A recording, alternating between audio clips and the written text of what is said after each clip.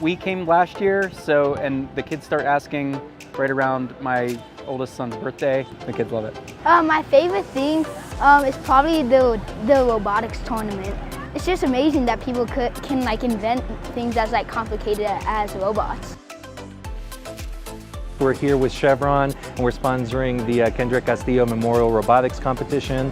We're looking at these bright young minds that we have here really driving STEM and the scientific creative opportunities that they have within their organizations, and we're just here really glad to see what they got to offer, and then we're going to try and sponsor them for the next year so that they can keep coming back and being able to provide to their communities. It's fun. I mean, we ride our bikes here. I feel like just something to do on the weekend and get them interested in other things outside of their normal kind of scope what they do in school. I think it was really cool because I never thought that gas was like so complicated and so different from other types of energy.